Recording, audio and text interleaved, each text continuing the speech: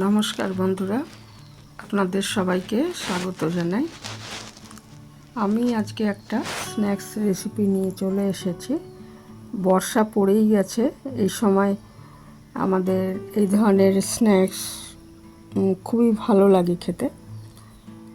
তো এর জন্য আমি কিছুটা সাবুদানা নিয়েছি। এটাকে আগে একটু অল্প জল দিয়ে ভিজিয়ে ভালো করে 3-4 বার ধুয়ে অল্প জল দিয়ে ভিজিয়ে রাখতে হবে।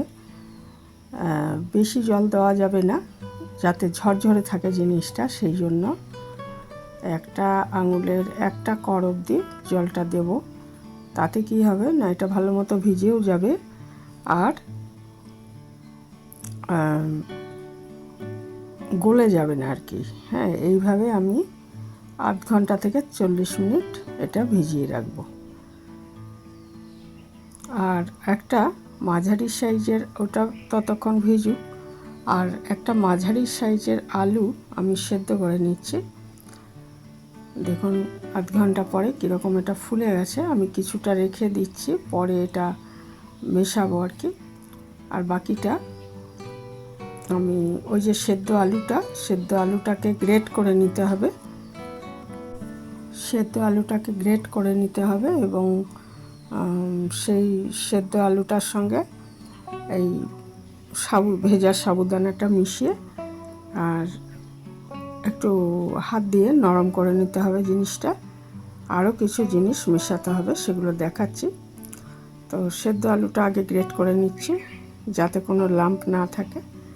এটা হাতেও এটা করে নিতে পারেন জিনিসটা। তো গ্রেট করে নিয়েছি দেখুন। এবারে ওই ভেজানো সাবুদানাটার সাথে আমি খুব ভালো মতো ভিজে গেছে, এটা মিশিয়ে নিচ্ছি আলুটা। আর কতগুলো জিনিস এর মধ্যে দিতে হবে, যেমন দিতে হবে পরিমাণ মতো নুন, আর একটু কাঁচা লঙ্কা কুচি, ধনে পাতা কুচি, আর হচ্ছে চাট মশলা। আর চাট মশলাটা না থাকলে লেবুর রস দিতে পারেন বা আমচুর দিতে পারেন। তবে আমি কিন্তু চাট মশলা ছাড়াও এর মধ্যে কিছুটা লেবুর রসও দিয়েছি। লেবুর রস দেওয়াটা আমার দেখানো হয়নি, কিন্তু বলে দিলাম মুখে যে একটা মাঝারি সাইজের পাতিলেবুর অর্ধেকটা লেবুর রস আমি এর মধ্যে দিয়েছি। তাতে ভীষণ ভালো হয় টেস্টটা, একটু টক টক ভাব আসে, সেটা খেতে খুব ভালো লাগে।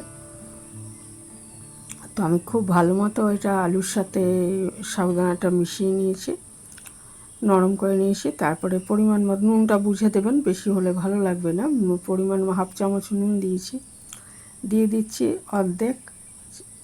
চাট মশলা, একটা প্যাকেটের অর্ধেকটা আমি আগে ব্যবহার করেছিলাম, আর অর্ধেকটা ছিল ছোট যে প্যাকেটগুলো হয়। আর চাট মশলা ঘরেও বানানো যায় কোনো একদিন, সেটা আমার অবশ্য এটা কেনাই। আর বেশ খানিকটা ধনেপাতা ভালো করে ধুয়ে কুচিয়ে রেখেছিলাম, সেটা দিয়ে দিলাম। আর দিয়ে দিচ্ছি কাঁচা লঙ্কা কুচি। এখানে 3টে কাঁচা লঙ্কা কুচি রয়েছে, ছোট ছোট করে কেটে নিয়েছি। কাঁচা লঙ্কা না থাকলে একটু লঙ্কার গুঁড়ো দিয়ে দেবেন বা চিলি ফ্লেক্স দিয়ে দেবেন। আর দেখুন ওই ভেজানো সাবুদানা কিছুটা এমনি রেখে দিয়েছি, এটার সঙ্গে মিশিয়ে দেবো, তাহলে দেখতে ভালো লাগবে আর কি। এটা ভালো মতো মাখা হয়ে গেলে ওই ভেজানো সাবুদানাটাও এর সঙ্গে মিশিয়ে দিচ্ছি। আর তারপর এটা একটা শেপ দিয়ে নিতে হবে। লেবুর রস আগেই বললাম যে অর্ধেকটা লেবুর রস দিয়েছি এর মধ্যে। এবারে দেখুন একটা এরকম গোল ছোট বলের মতো করে সেটাকে চেপে টিকিয়ার শেপ দিয়ে নিচ্ছি।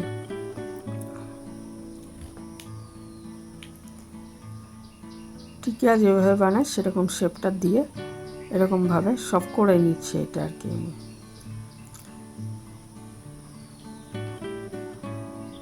যদি অসুবিধা হয় হাতে একটু তেল মাখিয়ে নিতে পারেন এটা বানানোর সময়।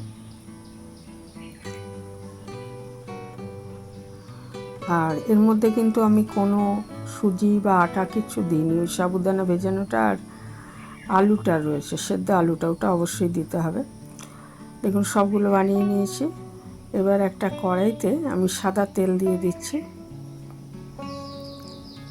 যে কোনো সাদা তেল ব্যবহার করতে পারেন। তেলটা খুব ভালো মতো গরম হয়ে গেলে তারপরে এটাকে আঁচটা মিডিয়াম করে দিতে হবে। মিডিয়াম আঁচে এটা ভাজবেন, না হলে দুদিক পুড়ে যাবে, কিন্তু ভাজাটা ঠিকমতো হবে না।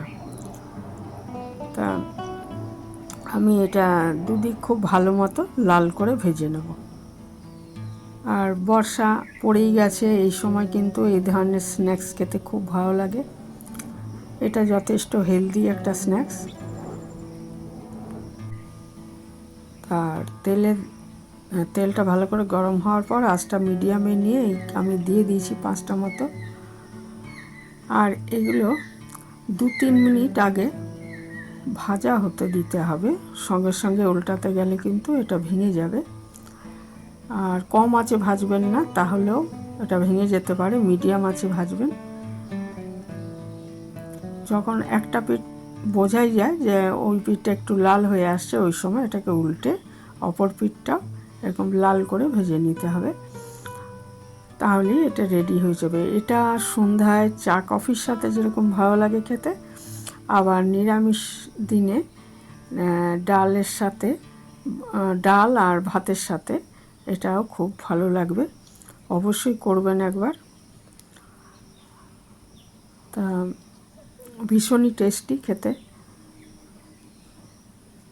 সব জিনিস সবার পছন্দ হয় না, তবে আমার ধারণা এটা সবারই ভালো লাগবে। তো একবার করে দেখার অনুরোধ রইল। দেখুন খুব ভালো মতো ভাজা হয়ে গেছে। আমি এবারে এগুলোকে তুলে নিচ্ছি একটা প্লেটে। এগুলো তুলে নিয়েছি আর বাকিগুলো দিয়ে দিলাম, দিয়ে কড়াইয়ে দিয়ে দিলাম। এইভাবে সবগুলো ভেজে নিচ্ছি। এখানেই শেষ করলাম। ভালো থাকবেন সবাই।